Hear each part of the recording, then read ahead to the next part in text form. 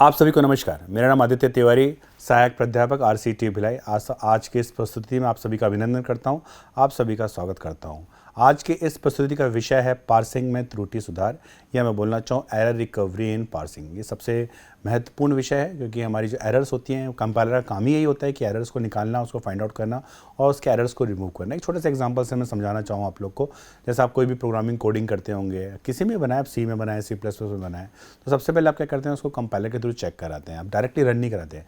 आप डायरेक्टली यदि आपको एरर को फाइंड आउट देखना पड़ता है तो आप उसके दो टाइप्स होते हैं। एक आपका होता है कंपाइलर टाइम और एक आपका रन टाइम।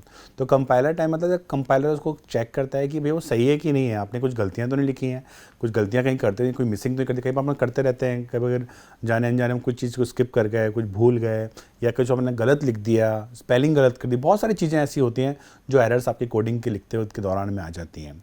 अब कंपाइलर क्या करता है, उसको क्या करता है, पूरा चेक करता है पहले आपको। मतलब कंपाइलर का काम ही है हाई लेवल से, क्योंकि आप जो कोडिंग कर रहे हो वो हाई लेवल में करने वाले हो, वो आप मशीन लेवल में नहीं करने वाले हो। तो आप जब हाई लेवल में कर रहे हो तो हाई लेवल लैंग्वेज जो होती है वो किस में कन्वर्ट होती है, मशीन लेवल लैंग्वेज में कन्वर्ट होती है। जहाँ मेरा लेक्सिकल एनालिसिस भी होता है, वहाँ मेरा सिंटैक्टिक स्ट्रक्चर भी होते हैं, मेरे सिमेंटिक स्ट्रक्चर्स भी होते हैं।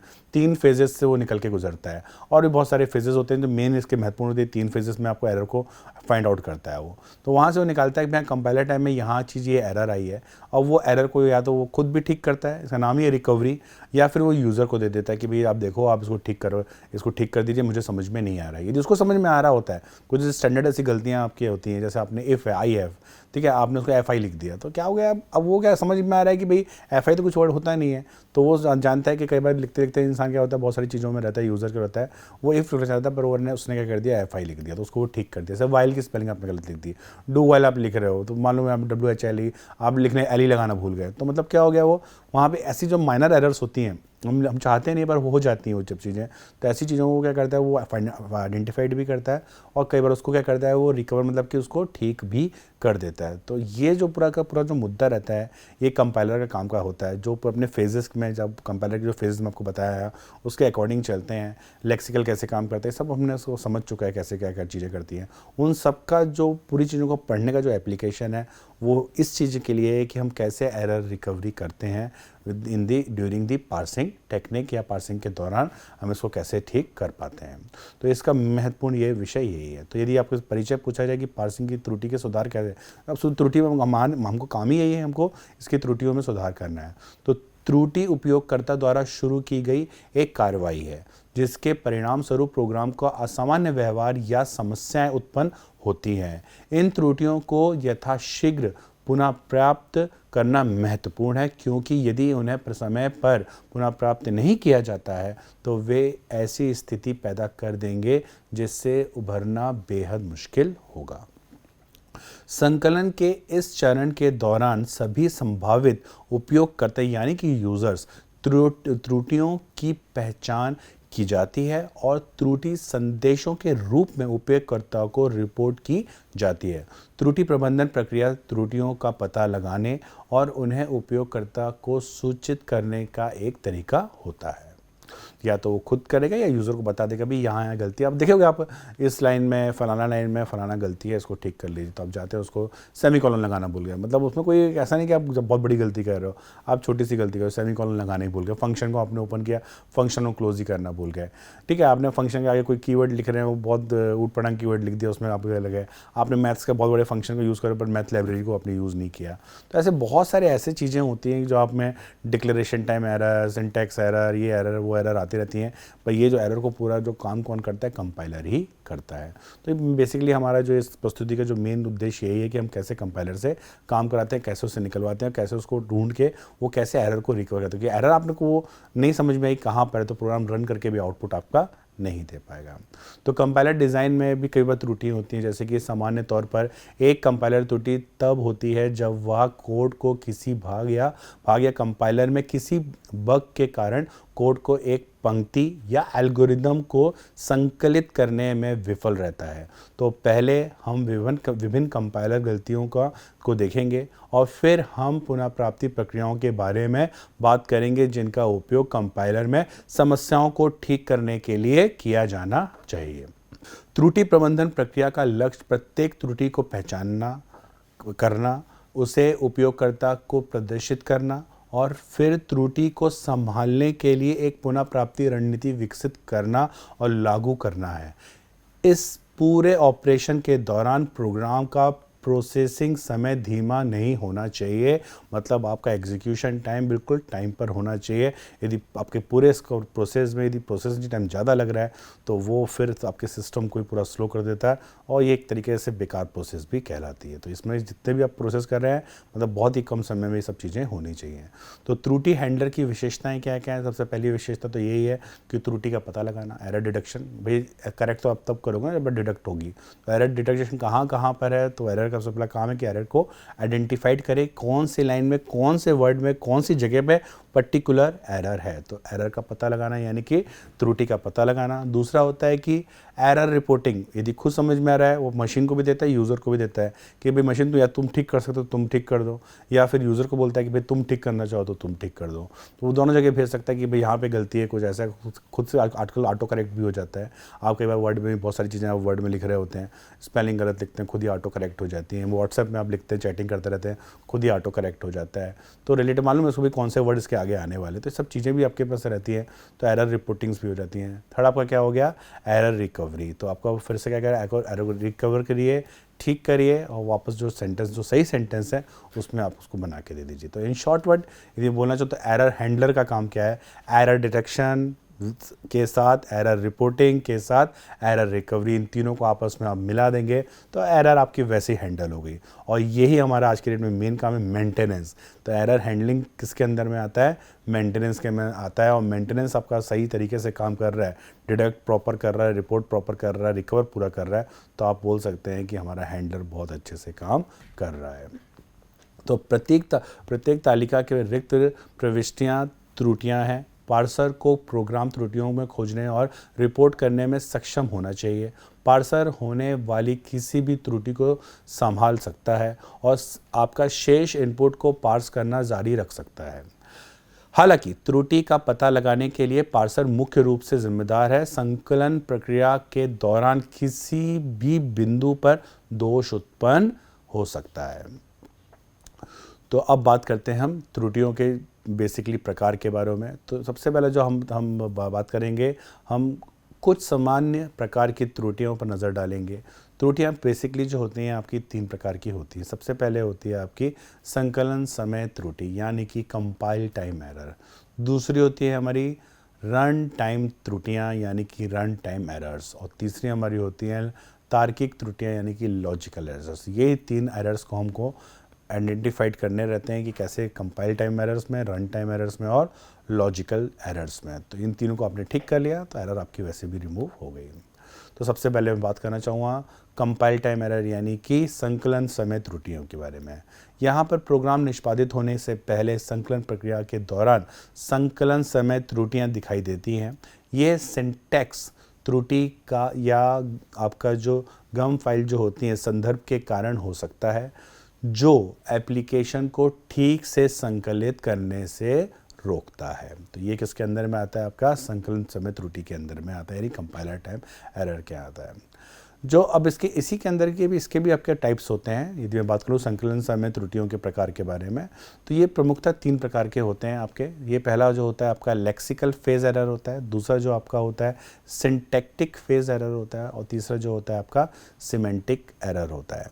तो ये 3 एरर्स जो आपके फेज होते हैं इनमें बहुत ज़्यादा लेक्सिकल, जैसे बता दो टोकनाइजेशन, एक ही वर्ड है लेक्सिकल यानी कि टोकनाइजेशन, सिंटैक्टिक आपको ट्री, पार्स ट्री, सिमेंटिक यानी कि मैपिंग, ये तीनों में ही आपका क्या करता है? वो काम करता है।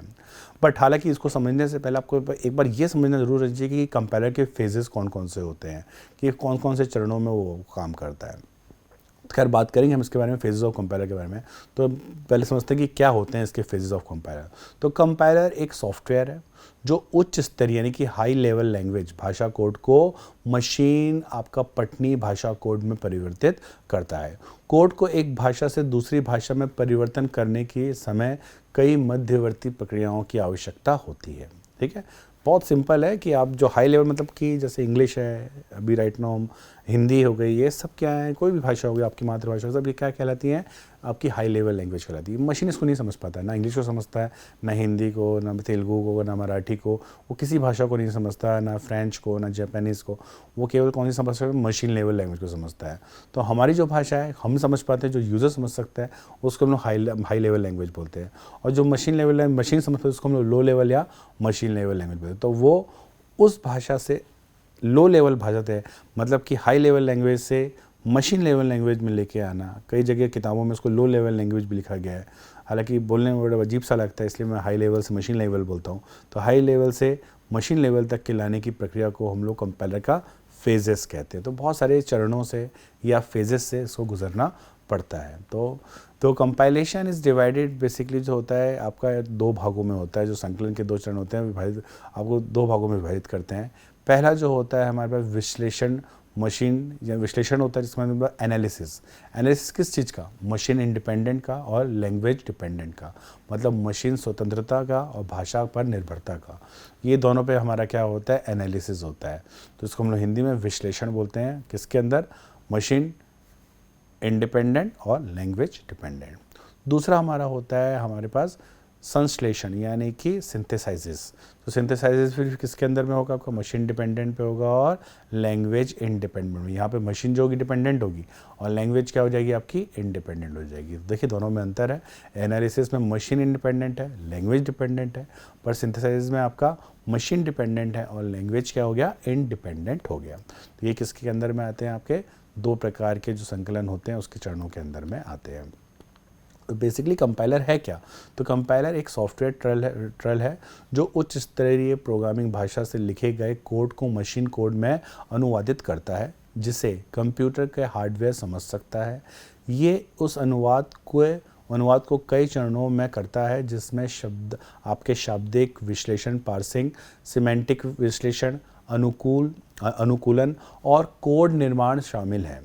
एक कंपाइलर को प्राथमिक लक्ष्य स्रोत कोड को एक निष्पादन योग्य प्रोग्राम में परिवर्तित करना है, जिससे कोड को प्रदर्शन और दक्षता के लिए अनुकूलित किया जा सके। ये प्रोग्रामर्स को तेज, कुशल मशीन स्तरीय कोड बनाते हुए मानव पाठनीय भाषाओं में लिखने की अनुमति देता है। तो इसके जो इम्पोर्टेंट जो फेजेस होते हैं, ये क्या क्या होते हैं, आपको चित्र के माध्यम से आपको दिख ही रहा होगा कि मैं बताना चाहता हूँ कि सबसे पहला क्या होता है? लेक्सिकल, जहाँ मैं टोकनाइजेशन करता हूँ, फिर दूसरा आता है सिंटैक्स एनालिसिस, फिर तीसरा आता है सिमेंटिक एनालिसिस, फिर आता है इंटरमीडिएट कोड जनरेशन, फिर आपको आता है कोड ऑप्टिमाइजेशन, और फिर लास्ट में आता है हमारा टारगेट कोड जनरेटर। तो जैसा कि आपको यहाँ पे दिख रहा है, तो फाइनली ये पूरे प्रोसेस से मैं गुजारता हूँ तो मेरा हाई लेवल लैंग्वेज किस में कन्वर्ट हो जाता है? आपका असेंबली लैंग्वेज में या मशीन लेवल लैंग्वेज में आपका क्या हो जाता है? वो कन्वर्ट हो जाता है। तो लेक्सिकल जो विश्लेषक है आपका बेसिकली कैसे काम करता है? तो लेक्सिकल विश्लेषण चरण स्रोत प्रोग्राम से चरित्र धारा को पढ़ता है और टोकन की पहचान करके उन्हें सार्थक अनुक्रमों में समूहित करता है। स्कैनिंग इसका दूसरा शब्द है। अगले चरण में ये प्रतीक तालिका में संबंधित टोकन जोड़ता है और टोकन को सिंटैक्स विश्लेषक को भेजता है। यदि मैं सिंटैक्स विश्लेषण की बात करूँ, यानी कि सिंटैक्टिक स्ट्रक्चर की बात करूँ, इस चरण को पार्सिंग का रूप में भी जाना जाता है। पहले चरण के टोकन का उपयोग एक मध्यवर्ती वृक्ष जैसे डेटा संरचना बनाने के लिए किया जाता था, जिसे इस चरण में सिंटैक्स ट्री के रूप में जाना जाता है। प्रत्येक नोड में एक ऑपरेटर होता है और ऑपरेटर के ऑपरेंड नोड के बच्चे होते हैं। ये मुख्य रूप से ये सुनिश्चित करने के लिए किया जाता है कि दिए गए कथनों का वाक्य विन्यास सही है और भाषा के पूर्व निर्धारित नियमों का पालन करता है। यदि सिंटैक्स गलत है तो ये सिंटैक्स त्रुटि उत्पन्न करता है। तो बहुत सिंपल सी बात है कि भाई आपने एक स्टेटमेंट कहा कि एक सिंपल सा एग्जाम राम खेल रहा है, तो मतलब क्या अभी ये बता रहा है कि एक राम एक आपका कोई व्यक्ति है, वो क्या काम कर रहा है? खेल रहा है, तो ये बता रहा है। अब राम से मुझे क्या समझ में आएगा? खेल रहा है तो कौन खेल रहा है, क्या समझ में आएगा? मुझे एटलीस्ट पता होना चाहिए कि भाई कौन क्या कार्य कर रहा है। तो नाउन का होना और या वर्ब का होना, ठीक है, ये दोनों का मिनिमम होना हमारे पास रिक्वायरमेंट होती है, तभी मैं बोल सकता हूँ कि भैया क्या चीज़ हो रही है। जैसे आप कुछ कर रहे हैं, अभी राइट मैं आप लोग को पढ़ा रहा हूँ, ठीक है, मैं अपना नाम लेता हूँ या मैं पढ़ा रहा हूँ, क्या पढ़ा रहा हूँ, किसको पढ़ा रहा हूँ, कुछ समझ में नहीं आ रहा है। आप इसको पढ़ रहे हैं, क्या पढ़ रहे हैं, कुछ समझ में नहीं आ रहा है। तो एक सेंटेंस आपका पूर्ण रूप से कंप्लीट होना चाहिए। यदि सेंटेंस आपको नहीं समझ में नहीं कंप्लीट हो रहा है तो वो किसी के लिए भी क्या वो एक डेटा का काम करेगा, इन्फॉर्मेशन का काम नहीं करेगा। डेटा और इन्फॉर्मेशन में यही सबसे बड़ा अंतर रहता है। Data is a collection of raw facts, मतलब वो कलेक्शन करता है रॉ फैक्ट्स को। उनका डेटा से मुझे कभी भी कोई इन्फॉर्मेशन नहीं, बट डेटा के थ्रू मुझे इन्फॉर्मेशन मिल पाती है। यदि डेटा को मैं एक सही उसमें जोड़ता हूँ तो क्या कहूँगा कि ये पूरी की पूरी इन्फॉर्मेशन प्रोड्यूस कर रहा है। जैसे कि आपका आधार नंबर, आपका फ़ोन नंबर, आपका ईमेल आईडी, इनको यदि मैं आपस में कनेक्ट करता हूँ, आप कहाँ पढ़ते हो, ठीक है, क्या पढ़ रहे हो, तो ये सब चीज़ें क्या हुई कि हाँ भाई ये जो छात्र है, यहाँ का विद्यार्थी है, उसका मोबाइल नंबर ये है, उसका आधार कार्ड ये है और वो ये कार्य कर रहा है, तो मतलब उसके बारे में कंप्लीट इन्फॉर्मेशन मिल गई। बट कॉलम में बस केवल फ़ोन नंबर लिखा हुआ, उसमें कुछ नहीं समझने वाला आपके फ़ोन नंबर से, आपके आधार से बस नंबर से कुछ नहीं समझने वाला। हाँ, बस ये है कि आपके नाम, आपका आधार नंबर सब कुछ दिया हुआ है, तो ये व्यक्ति है भी, इसका आधार नंबर ये है, इसका फ़ोन नंबर ये है, ये मैं उसको समझ सकता हूँ। तो ऐसे बहुत सारी चीज़ें होती है, जैसे मैंने एग्जाम्पल में लिखा हुआ, एग्जाम्पल में x = y + z, आपको सेमीकोलन लगा दिया और ये मेरा करेक्ट सेंटेंस है। और दूसरा मैं लिखता हूँ y + z = x, इससे कोई मेरा प्रोड्यूस एन एरर, मतलब क्या है, y + z = x के बराबर है, बल्कि इसका उल्टा होता तो एक बार क्लियर भी होती, पर यहाँ पे तो उल्टा ही लिखा हुआ है, तो इससे कोई भी चीज़ समझ में मेरे को नहीं आ रही है। तो वही है कि आपने कैसे, जैसे एग्जाम्पल है, आपको मैं बोलूँ 10 × 2 करना है या 10 + 2 करना है, यदि मैं बोलूँ आपको 10 + 2, तो आप तुरंत आंसर बोलेंगे 12। तो यदि मैं बोल दूँ कि 10 2+, तो आप कुछ नहीं बता पाएंगे। कुछ लिखा हुआ है सर, 10 लिखा हुआ है, 2 लिखा हुआ है, प्लस लिखा हुआ है, इसमें करना क्या है, ऑपरेटर जरूर है पर क्या है समझ में नहीं आ रहा। पर यदि मैं बोल दूँ ऑपरेटर, मैंने सेम चीज़ को लिखा, पर प्लस को मैंने क्या कर दिया, अब मैंने उसको एक सही एक्सप्रेशन में डाल दिया 10 + 2 में, तो आप तुरंत उसका आंसर क्या बोल देंगे, 12 बोल देंगे। तो वही चीज़ अंतर होती है कि डेटा दोनों हैं, वही डेटा है, बट उसकी पोजीशन, जो उसका जो है एक्सप्रेशन लिखने का, कहाँ मैंने पोजीशन लिखा हुआ है, वो बहुत इंपॉर्टेंस रखता है। यदि मैंने वो सही जगह पे लिखा हुआ है तो उसका सही उत्तर, मुझे उत्तर भी मिलेगा। फिर मैं बात करता हूँ सिमेंटिक विश्लेषण की। तो सिमेंटिक विश्लेषण ये जांचता है कि क्या स्रोत कोड सिमेंटिक रूप से सुसंगत है, अर्थात यदि ये पिछले चरण के सिंटैक्स ट्री और प्रतीक तालिका जो हमारी बनती है, प्रतीक तालिका का उपयोग करके ऐच्छिक अर्थ बताता है। टाइप चेकिंग आपका सिमेंटिक विश्लेषण के सबसे महत्वपूर्ण कार्यों में से एक है। यदि भाषा टाइप रूपांतरणों के लिए अनुमति देता है तो जिन्हें टाइप जबरदस्ती के रूप में जाना जाता है, तो सिमेंटिक विश्लेषण भी ये कार्य करेगा। यदि कोई प्रकार बेमेल का है तो ये और वंचित ऑपरेशन को पूरा करने के लिए कई प्रकार के जबरदस्ती नियम नहीं हैं जो ये सिमेंटिक त्रुटि उत्पन्न करता है। जैसे हम एक पूर्णांक और एक स्ट्रिंग जोड़ा जाता है तो सिमेंटिक विश्लेषण सिमेंटिक्स में त्रुटि दे सकता है। तो जैसे आप कर लीजिए, आप दोनों चीज़ों को ऐड कर लीजिए, कि इंटीजर को ले लीजिए और एक स्ट्रिंग को ले लीजिए और दोनों को जोड़ने की कोशिश करिए। तो क्या आप बोलेंगे, एक स्ट्रिंग है आपका, कोई भी लिखा हुआ है, आपका सचिन लिखा हुआ है, सचिन 10, तो सचिन का मतलब क्या समझेंगे इससे, तो दोनों को आपस में जोड़ रहे हो, उसका कोई मतलब नहीं हो रहा है, तो लॉजिकली एरर आती है आपकी। अब बात करते हैं हम इंटरमीडिएट कोड जनरेशन की, यानी इसको बोलते हैं हम लोग मध्यवर्ती कोड जनरेशन। सिमेंटिक विश्लेषण करने के बाद कंपाइलर लक्ष्य मशीन के लिए स्रोत कोड का एक मध्यवर्ती कोड उत्पन्न करता है। ये किसी प्रकार की अमृत मशीन के लिए एक प्रोग्राम है। ये उच्च स्तरीय और मशीन भाषा के बीच का मिश्रण है। इसे मध्यवर्ती कोड को इस तरह से लिखा जाना चाहिए जिससे लक्ष्य मशीन कोड में इसका अनुवाद करना आसान हो जाए। तीसरा, फिर इसके बाद आता है हमारा कोड ऑप्टिमाइजेशन। ठीक है, मध्यवर्ती कोड को अगले चरण में अनुकूलित किया गया है। अनुकूलन के संसाधनों की बर्बादी किए बिना प्रोग्राम निष्पादन में तेजी लाने के लिए आवश्यक कोड लाइनों को हटाने और कथन अनुक्रमों को पुनर्व्यवस्थित करने के रूप में परिभाषित किया जा सकता है। फिर हमारा आता है लक्ष्य कोड जनरेटर। कोड जनरेटर इस चरण में मध्यवर्ती कोड में अनुकूलित प्रतिनिधित्व के लक्ष्य मशीन भाषा में मैप करता है। कोड जनरेटर मध्यवर्ती कोड को मशीन कोड में पुनः स्थानीय अनुक्रम में परिवर्तित करता है। निर्देशों का एक मशीन कोड अनुक्रम मध्यवर्ती कोड के समान कार्य करता है। ये किसके अंदर में आता है, हमारा सबसे लास्ट फेज हमारा फेज कंपाइलर का उसका नाम क्या है, टारगेट कोड जनरेटर, उसके अनुरूप एक कार्य करता है जिसको हम लोग लक्ष्य कोड जनरेटर भी बोलते हैं। अब ये सब चीज़ों से हमारी बनती क्या है, तो हमारे पास बनती क्या, सिंबल टेबल बनते हैं, आपका प्रतीक तालिका होती है। तो एक प्रतीक तालिका में प्रत्येक 4 नाम्स के लिए एक रिकॉर्ड के और नाम की विशेषताओं के लिए फील्ड होती है। डेटा संरचना बनाई जानी चाहिए ताकि कंपाइलर प्रत्येक नाम के लिए रिकॉर्ड का तुरंत पता लगा सके और इस रिकॉर्ड से डेटा संग्रहित या पुनः प्राप्त कर सके। ये विशेषताएं नाम के भंडारण, आवंटन, प्रकार, दायरे और प्रक्रियाएं नामों के मामले में प्रक्रियाओं के तर्कों की संख्या और प्रकार, प्रत्येक तर्क और पारित करने की विधि और लौटाए गए प्रकार के बारे में जानकारी प्रदान कर सकती है। जैसे आपको दिख रहा है कि मेरे पास कई ऑपरेशन है और कई सारे फंक्शन है। ऑपरेशन जैसे एलोकेट मतलब to allocate a new empty table, मतलब आपको जब भी डेटा की जरूरत पड़ती है आप क्या करो, फंक्शन क्या करोगे, आप एलोकेट का अपने यूज़ किया, मतलब क्या आपके पास हो जाएगा, आपके पास एम्प्टी टेबल आ जाएगी। दूसरा तो मतलब फ्री ऑपरेशन क्या है, फ्री, तो मतलब इसका मतलब क्या हुआ, to remove all entries and free storage for the symbol table. आप रिमूव कर दीजिए पहले की एंट्रीज को और उनको फ्री करके नए टेबल के एंट्री के लिए आप वापस को पुनः दे दीजिए। फिर आप क्या सकते हैं, look up to search for a name and return a pointer to its entry.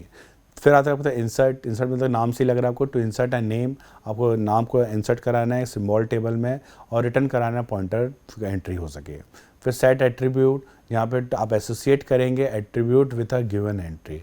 दूसरा आता है get attribute, get an attribute associate with a given entry. तो आप पहले सेट करेंगे तभी तो आप उसको गेट कर पाएंगे, तो पहले आप इंसर्ट करेंगे तभी आप उसको क्या कर पाएंगे, निकाल पाएंगे।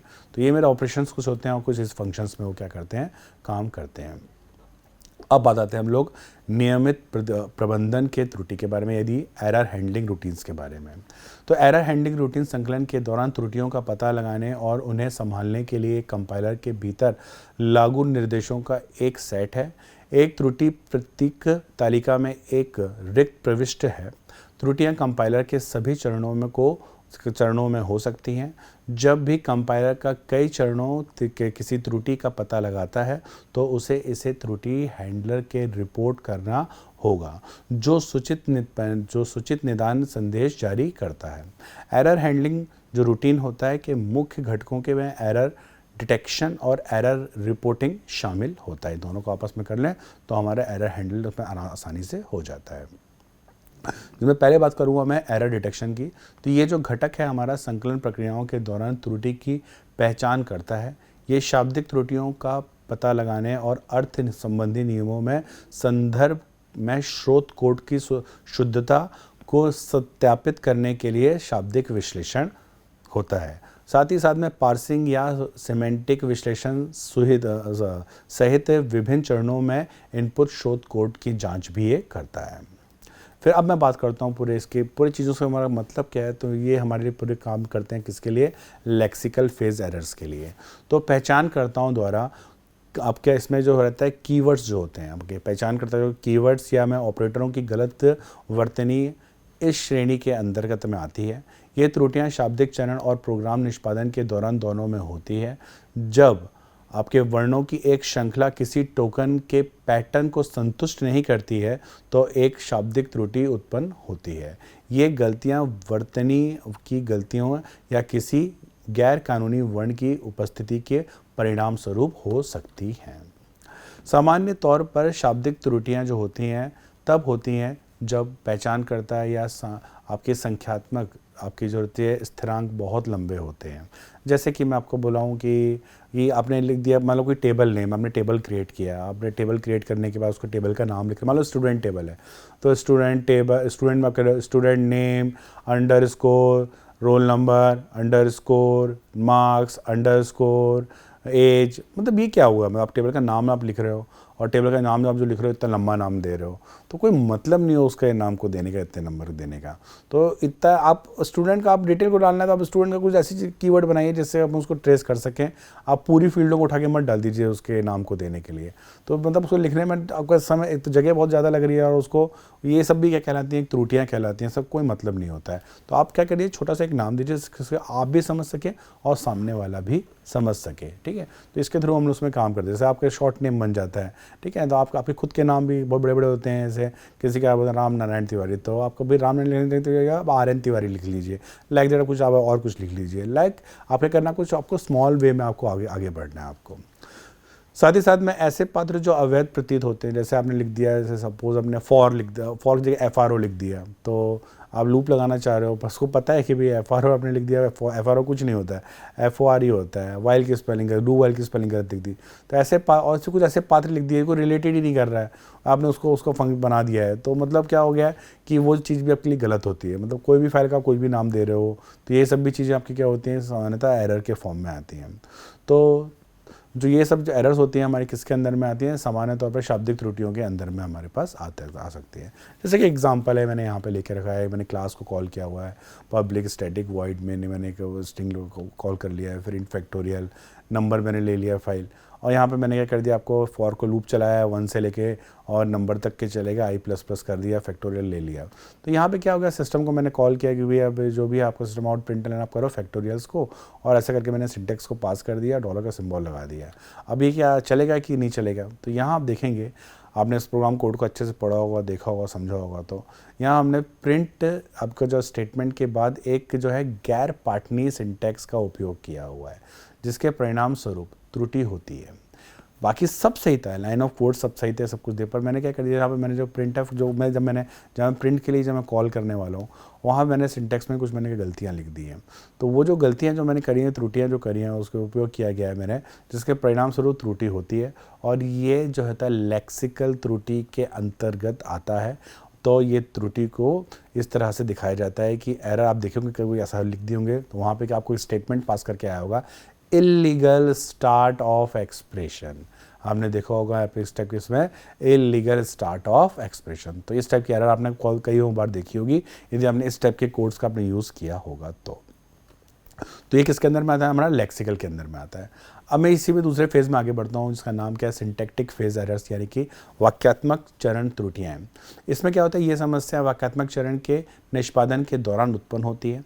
ये समस्याएं तब उत्पन्न होती हैं जब कोष्ठक के असंतुलन होता है, मतलब जो कोष्ठक आप लोग आते हैं उसमें क्या होता है, असंतुलन होता है, या जब कुछ ऑपरेटर गायब होते हैं, ठीक है, मतलब कुछ लिखे ऑपरेटर ही गायब हो गए, यहाँ पे प्लस नहीं लगा, एक ही प्लस लगाए छोड़ दिए, तो लाइक दैट आपके पास बहुत सारे ऑपरेटर आपने गायब भी कर दिए। उदाहरण के लिए एक आपकी अर्धविराम को यदि सेमीकोलन्स की बात करूँ जो मौजूद नहीं है, या एक कोष्ठक जो संतुलित नहीं है, मतलब एक को अपने ओपन किया हुआ है पर आपने क्लोज नहीं किया हुआ है, तो ऐसी समस्याएं जब आती हैं तो आपके सिंटैक्टिक स्ट्रक्चर्स के अंदर में आती हैं। तो ये भी क्या होता है, बेसिकली जो होती है, जो वाक्यात्मक त्रुटियाँ जो होती हैं, ये भी इस तरह से होती है कि पहली क्या होती है, आपके पास क्या होता है, डिस्क्रिपेंसीज जो आती हैं आपकी इन दी स्ट्रक्चर, यानी कि संरचना में विसंगतियाँ जो इस प्रकार की आती हैं, उसको हम लोग डिस्क्रिपेंसीज बोला जाता है, कि कोई स्ट्रक्चर में डिस्क्रिपेंसीज आ रही है क्या, तो वो देखने के लिए होती हैं। तो मतलब कुछ छूट तो नहीं गया, कुछ रह तो नहीं गया, किसी का पेयर चालू हुआ पर पेयर बंद ही नहीं हुआ, सेमीकोलन नहीं लगाया, ये नहीं लगाया, वो नहीं लगाया, तो ये सब किसके अंदर में आती है, आपके सिंटैक्टिक स्ट्रक्चर में आती है। साथ ही साथ में क्या होता है, संचालन अनुपस्थिति है, मतलब कि द ऑपरेटर जो है एब्सेंट है, भाई आपने ऑपरेंट्स पूरे लिख दिए पर ऑपरेटर ही नहीं है, आप चाह रहे हो कि ऑपरेशन परफॉर्म हो जाए पर ऑपरेटर ही आपके पास पूरा ढंग से नहीं आ पा रहा है, तो ये भी किसके अंदर में आती है, आपके सिंटैक्टिक स्ट्रक्चर के अंदर में आती है। तीसरा आपका होता है मिस स्पेल्ड कीवर्ड, मतलब कोई स्पेलिंग है आपकी, हमने क्या कर दिया, गलती लिख दिया, आपने कॉल किया कुछ चीज़ को प्रिंट को, और प्रिंट की स्पेलिंग ही आप गलत लिख रहे हो, PINT लिख दी, तो क्या समझ में आएगा भी क्या होता है ये, तो स्पेलिंग भी कई बार आपने गलत कर दी, तो ये भी किसके अंदर में आता है, सिंटैक्टिक स्ट्रक्चर के अंदर में आता है, कि देखती भी कोई स्पेलिंग गलत तो नहीं है।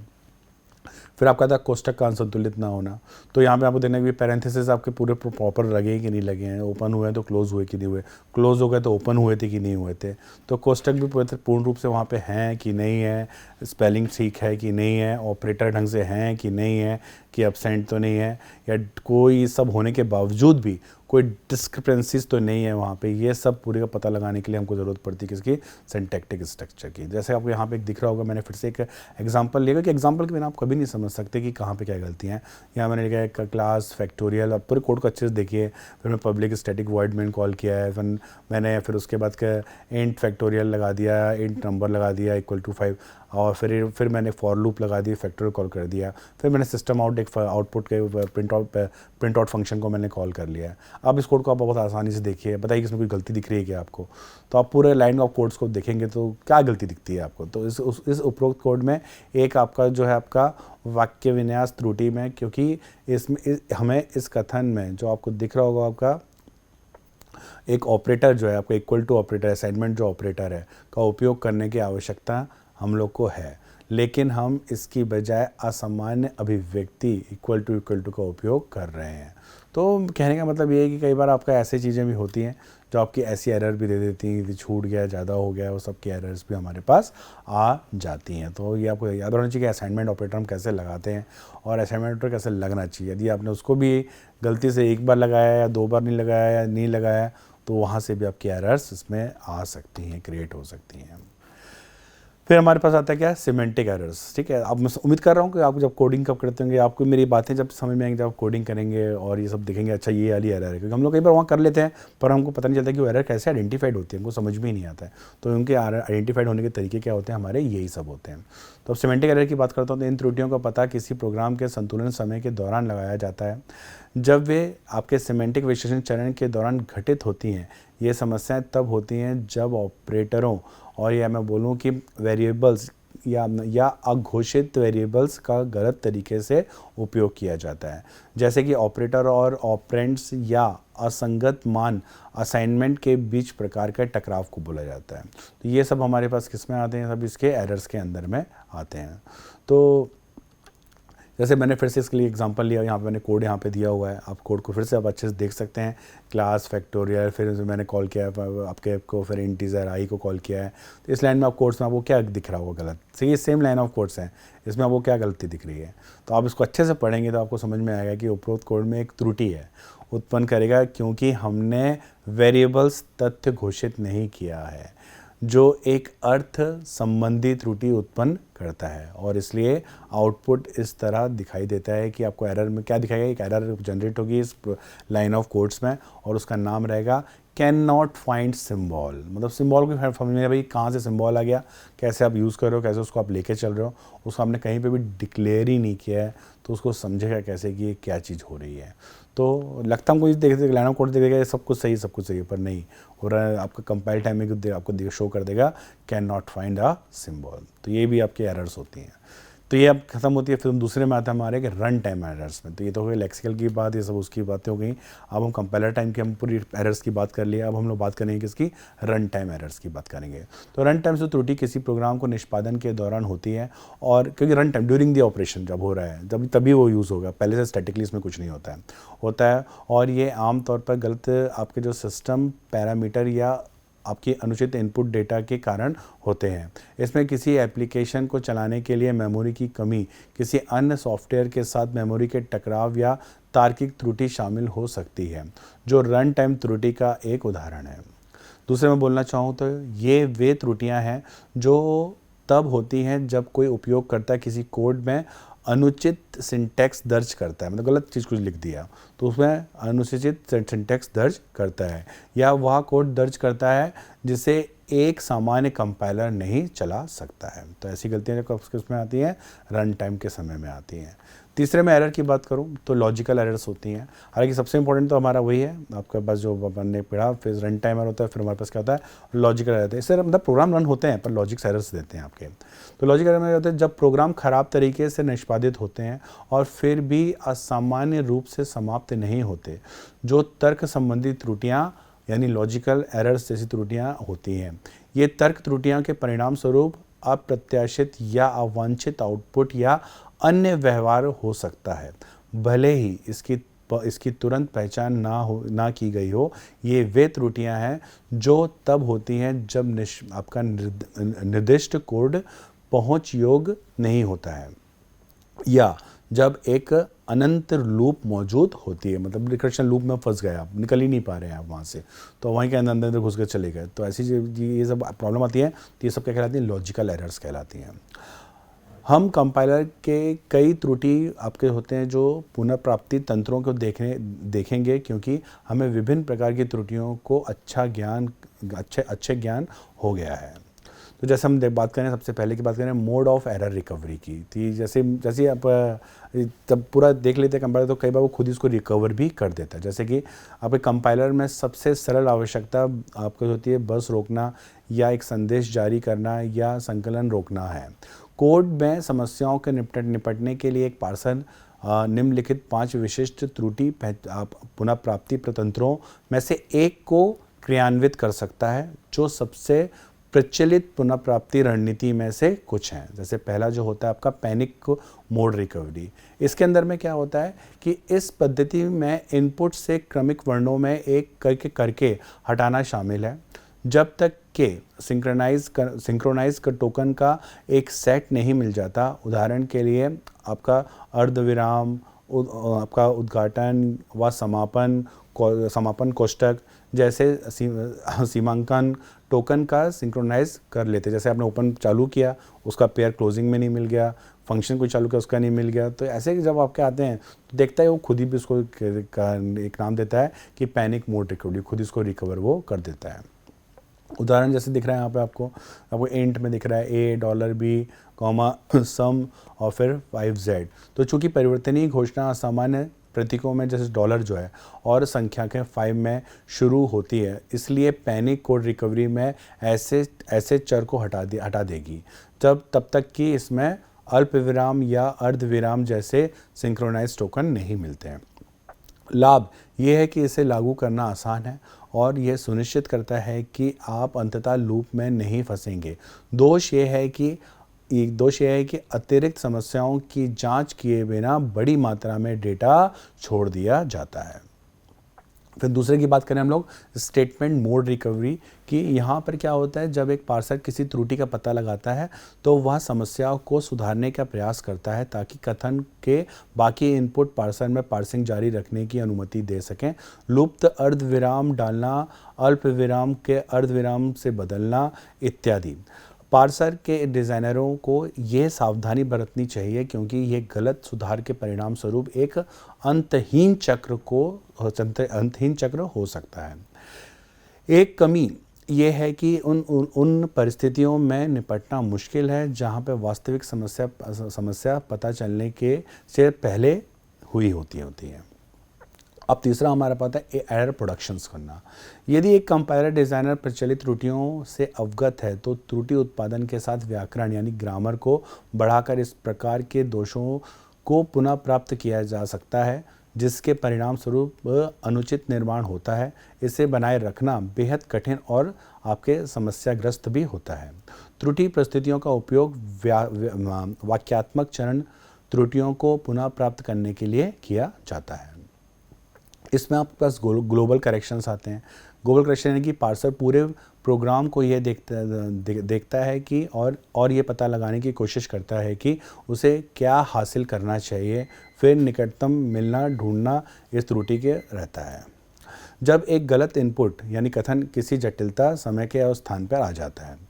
प्रतीक तालिका का उपयोग करना मतलब कि क्या कहलाता है, सिमेंटिक त्रुटियों में पार्सिंग पहचानकर्ता के लिए एक प्रतीक आपके तालिका का उपयोग करके त्रुटियों का पुनः प्राप्त किया जाता है और यदि 2 ऑपरेंड के डेटा प्रकार असंगत हैं तो कंपाइलर संचालित प्रकार से रूपांतरित किया करता है। तो आपको इस एग्जाम्पल के माध्यम से दिख रहा होगा, तो इससे आप समझ सकते हैं इस कथन को संचालित करने के बाद इसका परिणाम निम्नलिखित पार्सर ट्री होगी। जैसे आपको दिख रही है यहाँ पे पार्सर ट्री भी जनरेट होती है और डेटा 1 में एक स्ट्रिंग बदलकर और फिर दोनों में स्ट्रिंग्स को साथ में जोड़कर ठीक किया जाना चाहिए। हालांकि इस कथन में एक त्रुटि ये है कि संकलन धारणाएं बनाता है और उनका सावधान करता है। तो ये सब चीज़ें हमारे पास होती हैं और जैसे आपको दिख रहा होगा कि इस ग्राफ से सब अच्छे समझ सकते हैं कि जितने हमारे एरर्स होते हैं और रिकवरी जो होती है, यदि मैं एरर्स को 3 भागों में डिवाइड करूँ, lexical errors, syntactic error, semantic error, तो यदि पैनिक कोड की बात करूँ तो यहाँ पे ये ट्रू होते हैं, वहीं पे सिमेंटिक में फॉल्स होता है। स्टेटमेंट मोड में यहाँ पे लेक्सिकल एरर नहीं आता पर सिमेंटिक आता है, सिंटैक्टिक आता है और सिमेंटिक नहीं आता। एरर प्रोडक्शन की बात करूँ तो केवल सिंटैक्टिक में ही आएगा, बाकी दोनों में नहीं रहेगा। ग्लोबल प्रोडक्शन की बात करूँ तो अगेन फिर से सिंटैक्टिक में रहेगा, बाकी में नहीं रहेगा। और यूजिंग सिंबल टेबल की बात करूँ तो केवल सिमेंटिक में रहेगा, आपका बाकी उसमें वो नहीं रहेगा। तो निष्कर्ष ये है कि एक संकलन के चरण शाब्दिक विश्लेषण, वाक्यान्यास विश्लेषण, अर्थ विश्लेषण है। कोड जनरेशन उच्च स्तरीय यानी कि हाई लेवल स्रोत कोड का कुशल मशीन कोड में बदलने के लिए मिलकर काम करता है। प्रत्येक चरण अंतिम निष्पादन योग कार्यक्रम को सटीकता, दक्षता और कार्यक्षमता सुनिश्चित करने में महत्वपूर्ण भूमिका निभाता है, जिससे सॉफ्टवेयर विकास के लिए संकलन प्रक्रिया आवश्यक हो सकती है। तो मैं उम्मीद करता हूँ आपको आज का विषय अच्छे से समझ में आया होगा, कैसे एरर डिटेक्शन और कैसे रिकवरी होती है। तो इसी शब्दों के साथ मैं आपको धन्यवाद कहूँगा और आप अच्छे से पढ़िए और अच्छे से इसमें निपुण होइए। धन्यवाद।